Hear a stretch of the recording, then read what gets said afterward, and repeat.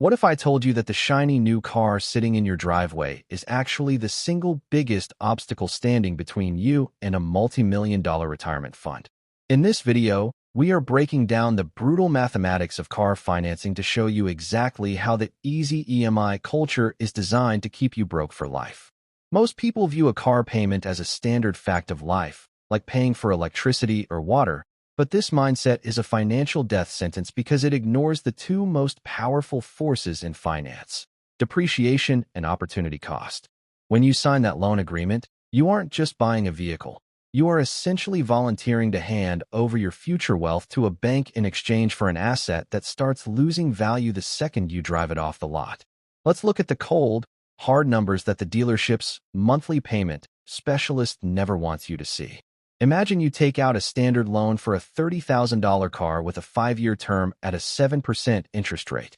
On the surface, your monthly payment seems manageable, perhaps around $600. You think to yourself, I can afford $600 a month. But this is where the trap snaps shut. Over those 60 months, you aren't just paying $30,000. You are paying thousands in interest alone. But that is only the tip of the iceberg. While you are struggling to pay off a loan for a machine that is rusting and losing 10% of its value every single year, that same $600 could have been working for you in the market. This is the car payment trap in its simplest form. You are choosing to fund the bank's growth instead of your own freedom. Over the next few sections, we are going to calculate the true lost millions and why affording the payment is the biggest lie in personal finance today. We are going to deconstruct the math of the average consumer cycle and show you why the middle class is trapped in a loop of perpetual debt just to look wealthy while actually getting poorer. To truly understand why this trap is so lethal, we have to look at the concept of opportunity cost, which is the wealth you lose by choosing one path over another. When you commit to a $600 monthly car payment, you aren't just losing that cash. You are losing what money could have become if it were invested in a compound interest vehicle like a low-cost index fund. Let's run the math that will change the way you look at every car on the road. If an average 25-year-old took that same $600 and invested it every month at a 10% annual return instead of giving it to a car dealership, by the time they hit 65, they would have over $3.5 million sitting in the bank. Read that again, $3.5 million. That is the true price of looking cool in a brand new sedan today. Most people argue that they need a car to get to work, and while that is true, they confuse the need for transportation with the desire for status. By choosing a brand new car on EMI over a reliable used car paid in cash, you are effectively trading your status as a future millionaire for the temporary smell of new leather and a plastic dashboard. The bank understands this psychology perfectly. They don't sell you the price of the car. They sell you the affordability of the monthly payment. They know that if they can keep you focused on whether you can scrape together $600 this month, you will never notice the hundreds of thousands of dollars leaking out of your future net worth. This is a systemic cycle where the consumer is conditioned to upgrade every few years, ensuring they are never without a payment.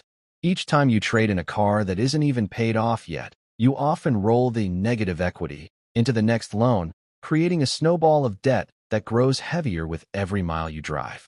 We're going to dive deeper into this negative equity nightmare next because it is the primary reason most people can never catch up. The negative equity nightmare is the hidden engine of the car payment trap, often referred to in the industry as being underwater on your loan.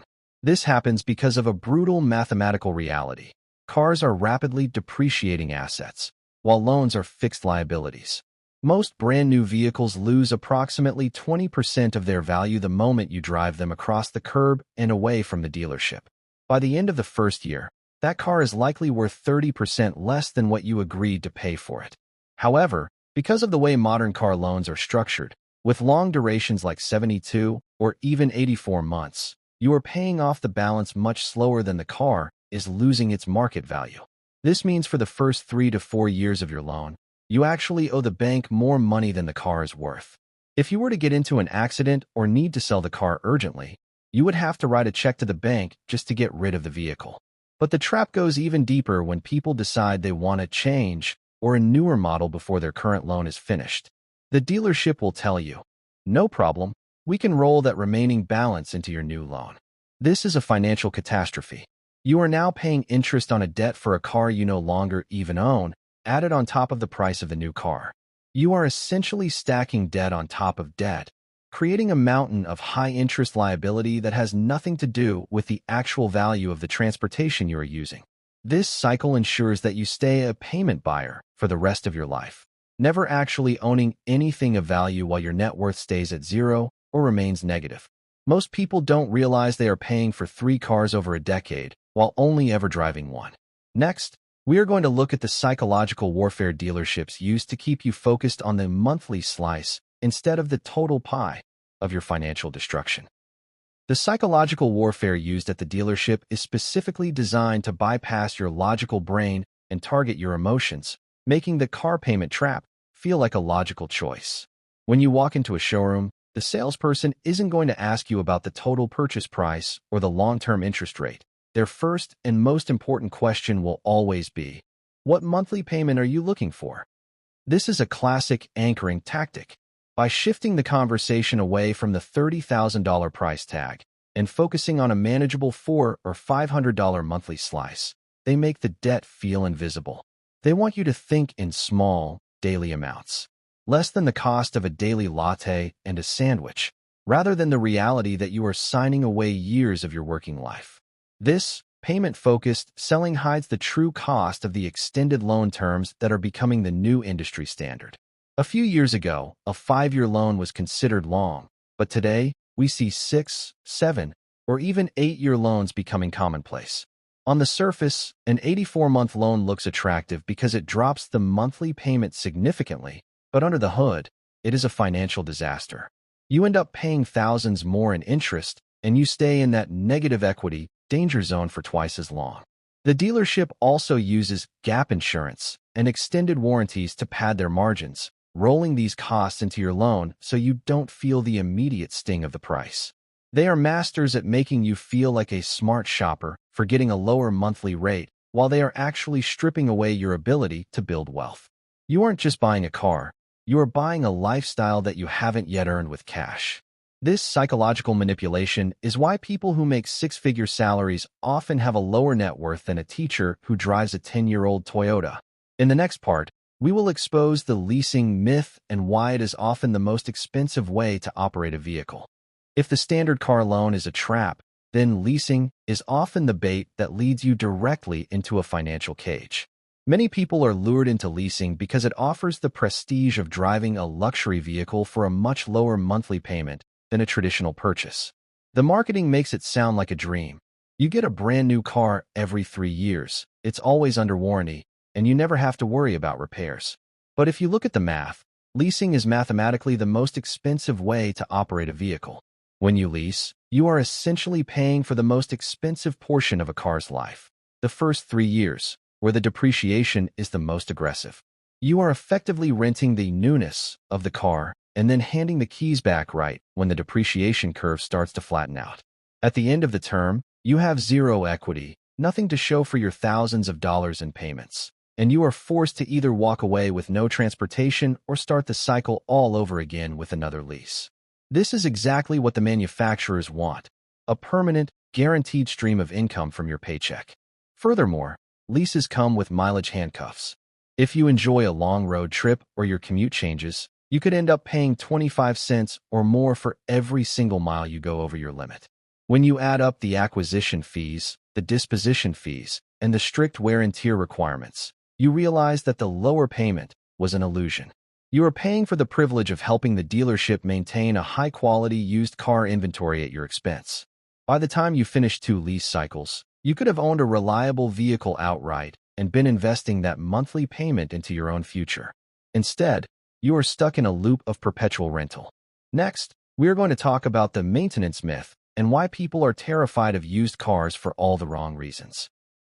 The maintenance myth is the primary weapon used to scare people away from reliable used cars and push them toward the safety of a brand new car payment. You've heard it before. I don't want a used car because it will constantly break down and cost me a fortune in repairs.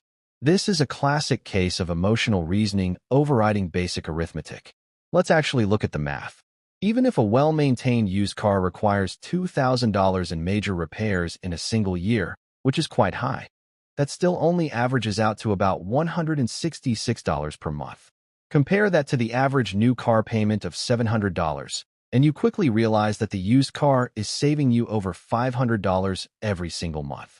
People will literally spend an extra $6,000 a year in loan payments and increased insurance premiums just to avoid a potential $1,000 repair bill. It makes no financial sense. Modern vehicles are engineered to last well over 200,000 miles with basic care, yet we have been conditioned to think a car is old once it hits 50,000 miles. This fear is manufactured by a multi-billion-dollar advertising industry that wants you to believe that reliability can only be bought with a monthly debt obligation. When you buy new to avoid repairs, you are essentially prepaying for repairs that may never even happen, while also losing thousands in guaranteed depreciation. It is the most expensive insurance policy in the world. Furthermore, insurance for a used vehicle is significantly cheaper, and in many places, the registration taxes are a fraction of what you would pay for a new model. By letting go of the fear of a rare mechanic visit, you open the door to massive monthly savings that can be redirected into assets that actually grow in value. In the next section, we are going to break down the 3-year rule and how savvy investors use the depreciation curve to their advantage while everyone else is busy getting fleeced. The 3-year rule is the secret weapon used by the financially literate to drive nice cars without falling into the car payment trap. As we discussed, a brand new car loses a massive chunk of its value in the first 36 months. Specifically, by the end of year 3, most vehicles have already taken the depreciation hit of 40 to 50%. This is the sweet spot for a savvy buyer. When you buy a 3-year-old car, you are letting the previous owner, the one who fell for the new car smell trap, pay for that 50% loss while you get a vehicle that still looks, feels, and smells relatively new. It likely still has modern safety features, updated technology, and perhaps even a bit of the original factory warranty remaining. By purchasing at this stage, your own depreciation curve becomes much flatter. If you buy a car for $20,000 that was $40,000 just 3 years ago, and you drive it for another 4 years, you might sell it for $12,000. Your total cost of ownership over those 4 years is only $8,000, compared to the $20,000 lost by the first owner in the same time frame. This is how you win the game. Instead of being the victim of the math, you are using the math to your advantage. However, the key to making this work is to stop thinking in terms of monthly payments and start thinking in terms of total cash price. If you have to take a loan for a used car, keep it short, no more than 36 months, and ensure you put down a significant deposit so you are never underwater. Better yet, the ultimate goal is to save up and pay cash. Imagine the power of a life where you never have a car payment again. You own the title, you own the asset, and most importantly, you own your income. In the next part, we will explore the Drive Your Way to Wealth strategy, which shows you exactly how to transition from being a debtor to being a car owner who earns interest instead of paying it. The Drive Your Way to Wealth strategy is a simple but revolutionary shift in how you handle transportation costs for the rest of your life. Instead of sending $500 to a bank every month, you start by paying yourself that same amount. If you currently have a car payment, your goal should be to pay it off as fast as humanly possible and then keep driving that vehicle for several years after the debt is gone. During those payment-free years, you continue to set aside that same $500 into a dedicated high-yield savings or investment account. This is the psychological bridge to financial freedom. By the time your current car actually needs to be replaced, you won't be looking for a loan. You will be looking at a pile of cash that you saved specifically for your next purchase.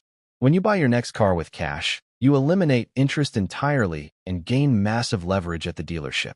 Cash buyers are in the driver's seat because they aren't dependent on the finance office to make a deal happen. But the real magic happens in the following cycle. Because you no longer owe a bank, that $500 a month can now be split. Half goes into your next car fund, and the other half goes into a long-term investment account. You are now earning interest on your money instead of paying interest to someone else. Over a 20-year period, this simple habit of self-financing your vehicles can result in a net worth difference of hundreds of thousands of dollars. You are still driving a reliable, high-quality vehicle, but the financial structure behind it has shifted from a liability to a wealth-building machine. Most people are too impatient to wait for the first cycle to finish, so they jump back into a loan and reset the clock on their poverty. If you can break the cycle just once, you will never be a slave to a car loan again. In the next part, we are going to look at the social pressure of keeping up with the Joneses and how your neighbor's shiny new SUVs are actually a sign of financial desperation rather than success. The most difficult part of escaping the car payment trap isn't the math. It is the social pressure of keeping up with the Joneses. We live in a culture where your vehicle is often viewed as a direct reflection of your professional success and personal worth. When your neighbor pulls into their driveway with a brand new $70,000 SUV, there is a natural human instinct to feel like you are falling behind. But you have to realize that in the modern world, looking rich is often the quickest way to stay poor. That shiny new SUV in the driveway next door isn't a trophy of wealth. It is most likely a trophy of debt. Statistics show that the vast majority of luxury vehicles on the road today are financed or leased by people who are living paycheck to paycheck. They are effectively trading their future security for a status symbol that will be worth half its value in just a few years. When you choose to drive an older, reliable car that is paid for in full, you are making a silent declaration that your financial freedom is more important than the temporary opinions of strangers at a stoplight. It takes a high level of discipline to stay the course when society tells you that you deserve an upgrade. You have to remember that the Joneses are usually broke. They are stressed about their monthly obligations, they are terrified of losing their jobs because of their high overhead, and they are essentially working 40 hours a week just to fund a metal box that sits in a parking lot for 22 hours a day. True wealth is invisible. It is the money in your brokerage account, the equity in your home, and the peace of mind that comes from having zero consumer debt. By opting out of the status game, you are giving yourself the ultimate luxury, the ability to walk away from a job you hate or to retire decades earlier than your peers. In the final part, we will summarize the escape plan and give you a step-by-step checklist to ensure you never fall into the car payment trap ever again. To wrap this up, we need a concrete escape plan to ensure you never become a victim of the car payment trap again. The journey to financial independence begins with a simple, three-step checklist that replaces emotion with cold, hard logic. First, commit to the one-pay rule. If you cannot afford to pay for a vehicle in full with cash today, then you simply cannot afford that specific car.